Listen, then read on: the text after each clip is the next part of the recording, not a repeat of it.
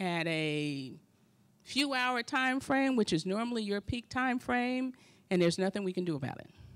There's also the situation that employees that you would normally be able to hire off the street that may have a little blemish on their record become very suspect in an airport environment because they have to be screened. They got to be fingerprinted. So folks that you think are good, they may even thought that they were good, they may have a warrant out there, and oops, you can't do anything about it. You got to move on. The other thing that's out there for our existing concessionaires, and I think they know as well, that TSA is going through some kind of change right now, so all new hires are on hold. When I say on hold, that means it's going to take anywhere from 2 weeks to plus for them to get approved. So what happens to that employee in the meantime? Well, they may find another job, and you may have to start all over again. So it's always a continual hiring process. I don't want to scare anyone, but I've listened to enough stories from our existing concessionaires who were here prior to 9/11 that did not have this built into their pro forma.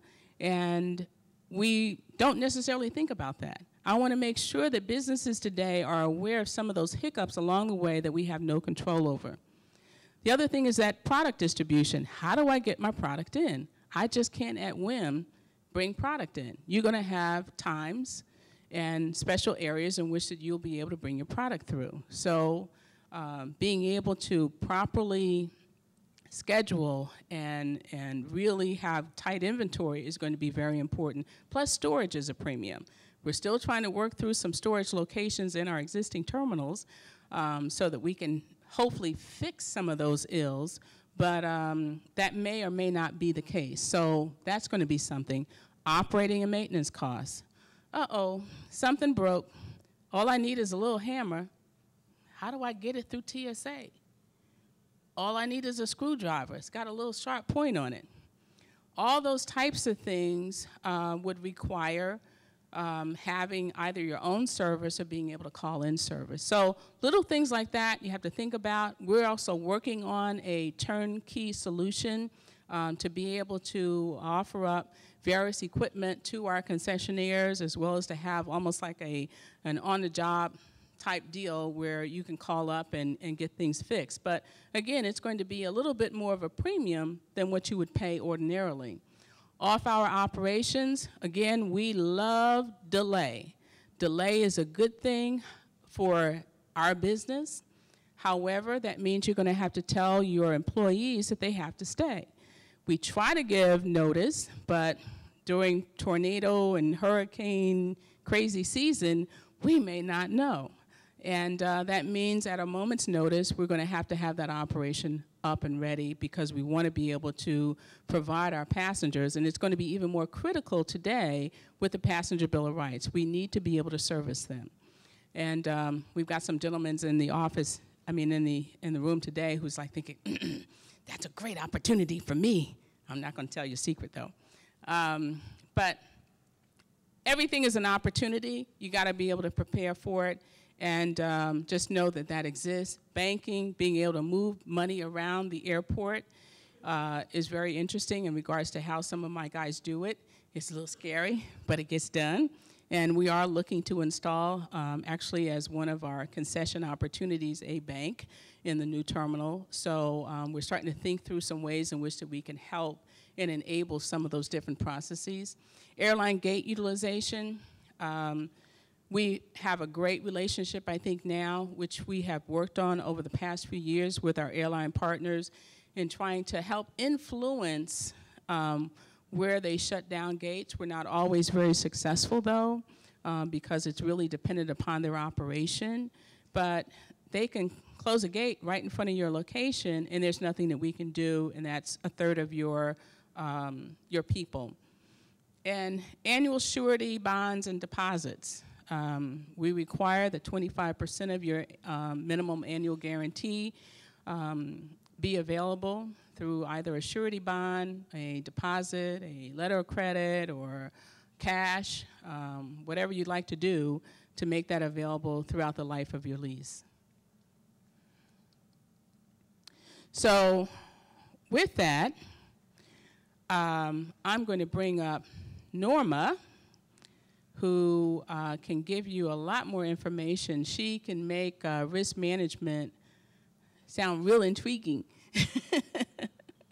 And it is definitely the cornerstone of running a great airport and making sure that we cover all of our bases and making sure that we're safe.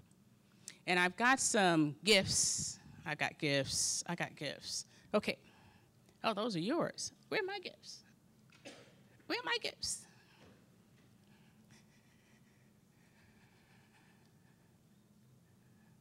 Okay. All right, okay. All right, my gifts.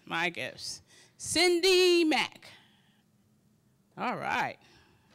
And Sheila Burdow. Okay. Now, while I'm giving these gifts away, if anyone has a question,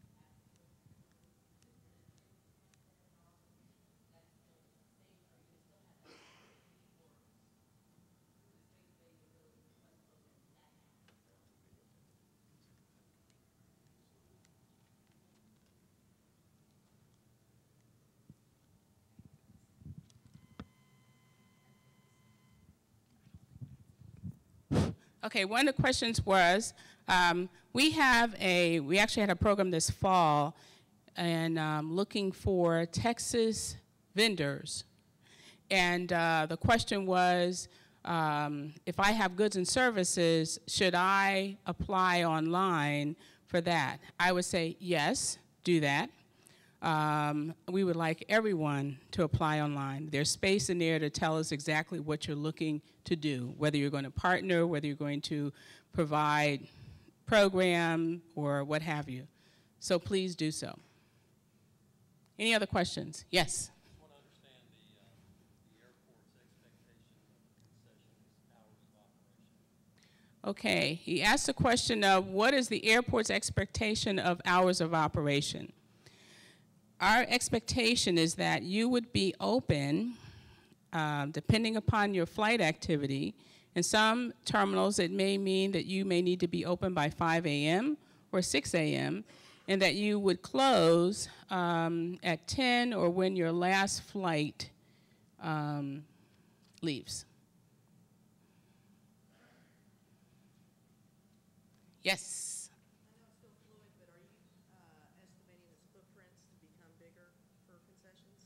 Her question was, even though it's still fluid, are we expecting that the concession locations the footprint to be bigger? And yes, we are expecting that the footprints will be bigger. We know that as the airlines changed and stopped providing food service, our locations weren't necessarily equipped to handle the kind of food service requirements that we have today. So we are looking at ways in which we can make kitchens larger, that we can make particularly our food service operations larger.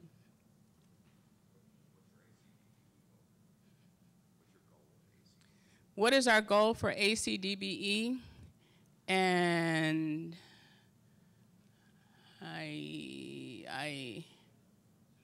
Suzanne. What is our ACDBE goal? 35%. Any other questions? We'll still have lots of time for questions, so I'm going to hand it over to risk management.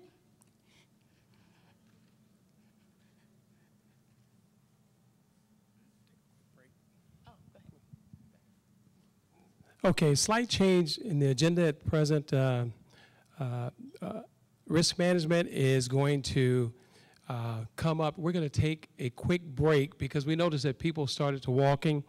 And before we let risk management go forward, we'd like for everyone to feel very comfortable to go to the restroom, come back, because you're about to get a wealth of additional information.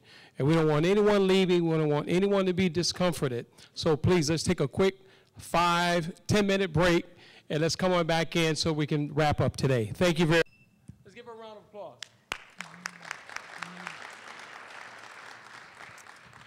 Thank you all for being here. I have to tell you that to hear a lot of the information you heard this morning, just sitting through that is quite difficult. And for those of you who are very new, it can be quite daunting.